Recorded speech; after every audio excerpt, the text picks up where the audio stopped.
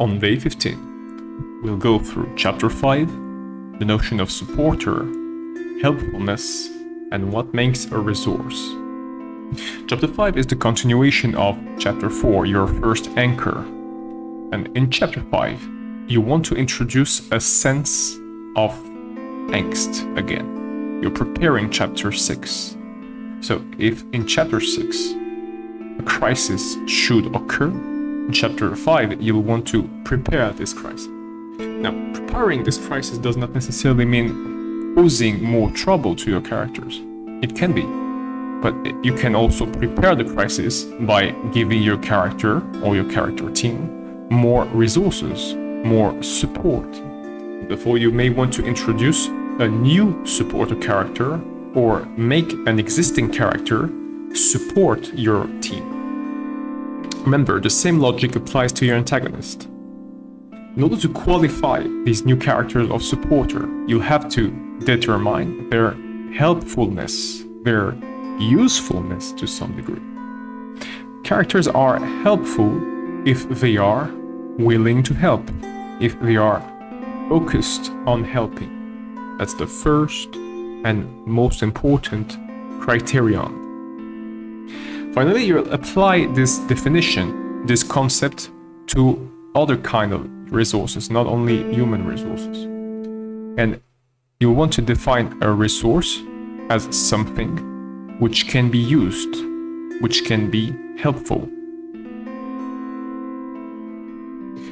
Chapter 5 builds up on all you've introduced in Chapter 4, just like Chapter 8 will build on all you've built in Chapter 7. The chapters will follow anchor chapter, are chapters in which your characters will continue to gather resources to face a new threat, a new menace, a new crisis, a new issue. So as you're presenting your new setting, make sure that you present this setting in terms of the new character which will be recruited by your team. Make sure that this new setting is supposed to help your protagonist. The new setting will also provide your character's team new resources.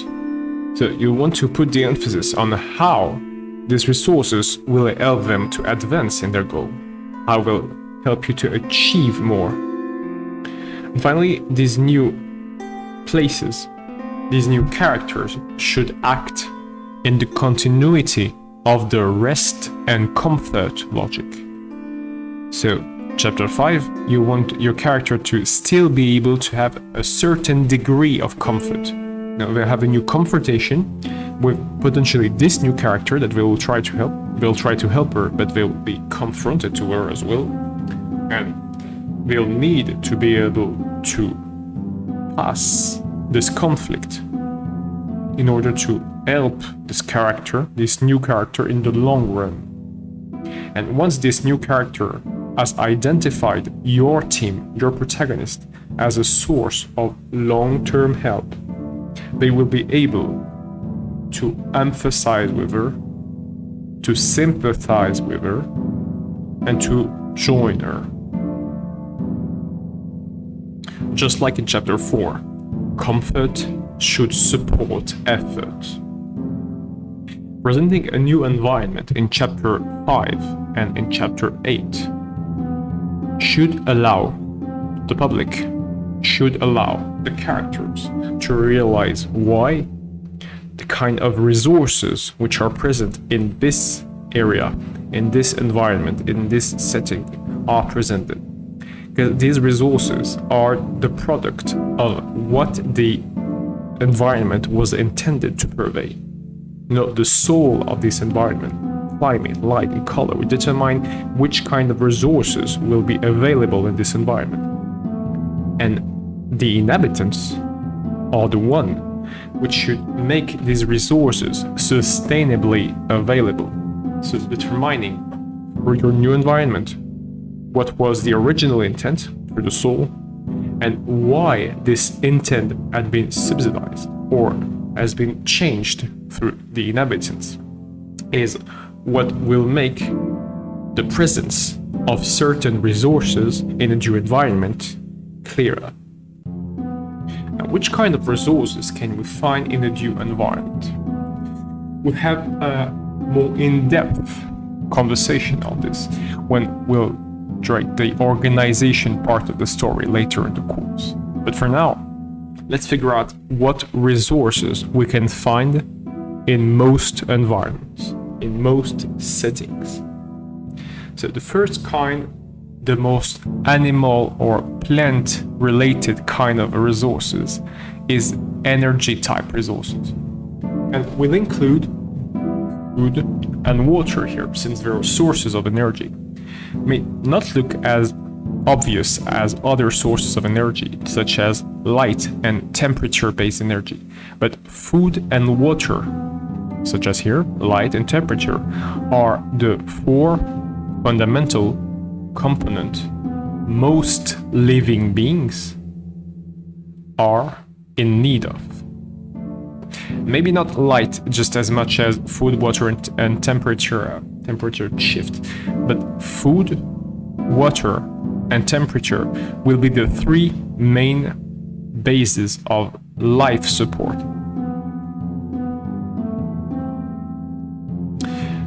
These life forms, especially the life forms which regroup, which form groups, which forms organization, are driven by another balance of resources, the balance between loyalty and motivation.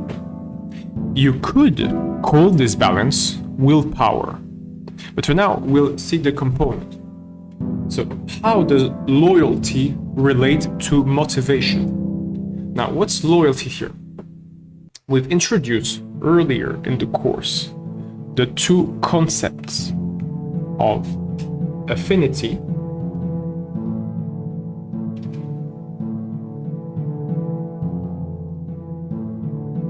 and alignment.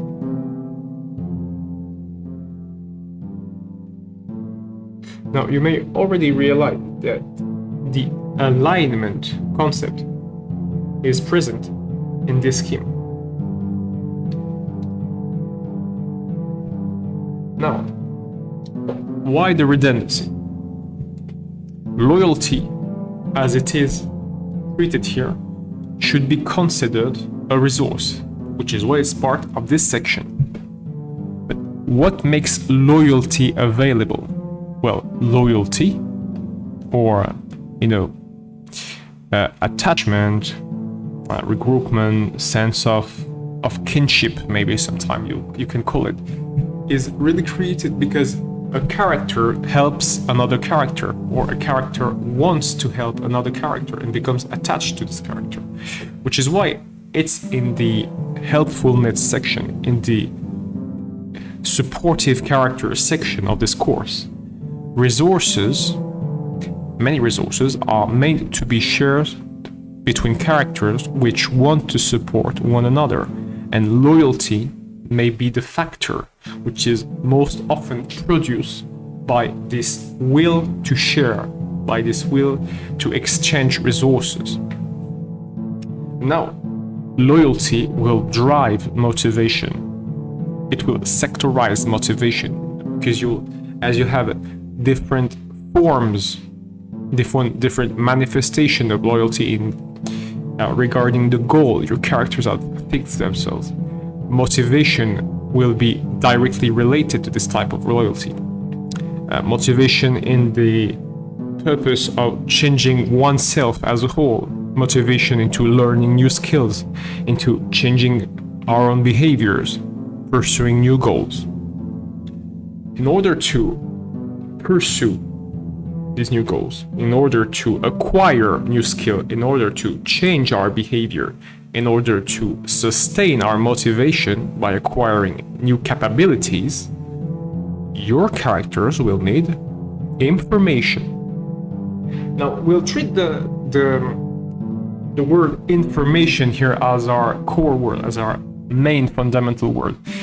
We're not going to separate the concept of data, information, and intelligence here, even if, as you can see on the schema, there's 3 different degrees in terms of organization and cohesion, whereas data hasn't been treated, data hasn't been edited, specified to be useful, whereas information can start to present signs of usefulness, and whereas intelligence will obviously be useful in a due context, in a due situation to solve a specific problem. For a fast definition here, information plus a goal plus a name to solve problem. So information which is useful to solve a problem turns into intelligence. So just for a fast definition. So this information must be, or maybe depending on your story, the most important kind of resources. Information in most cases will be the most important kind of resources because it gives you access to all the rest. Information allows you to acquire energy, loyalty, new helpers, and influence. Now for this last transition, the more intelligence you have at your disposal, not necessarily effectively, it doesn't depend on the actual amount of intelligence you have, but on the amount of intelligence you can potentially manage. Potentially, that's the core word here. That's the most important part of this phrase. The fact that you have the potential to manipulate intelligence, to manage intelligence, will determine your potential influence. And now influence is a matter of 2 terms. Alignment, as discussed previously with the loyalty concept, and territory. Now, territory does not necessarily mean real estate. Territory here does not translate literally to the land. Now, a territory might be real estate, it might be the land, it might be buildings, it might be any form of res construction, physical, palpable construction. But territory is also the place you're occupying in the mind of your customers, in the mind of your electors, and the mind of the people who are depending on. Territory here manifested the concept of presence. If you're present in the mind of people, you have influence. Now, how does that relate to the concept of usefulness? Think of yourself as a person who wants to produce and share a message. That's what your stories are for. Your stories are here to share a message. Now, it may not be so obvious if you're starting. In the long run, the message will appear. It will be clearer and clearer. For now, just make a list of all the themes you think you want to share, or all the rules you think you want to share. In the long run, the more influence you have, the more likely you are to be listened, which is obvious. And now you may want to be listened because you think that what you have to share is better than anything else that is proposed in your domain. So you may want to share it. You may want to share it with as much as possible and with as many people as possible, because you may think it will help them. Because now you're proposing a solution. And influence is your vessel to spread, to cast the solution.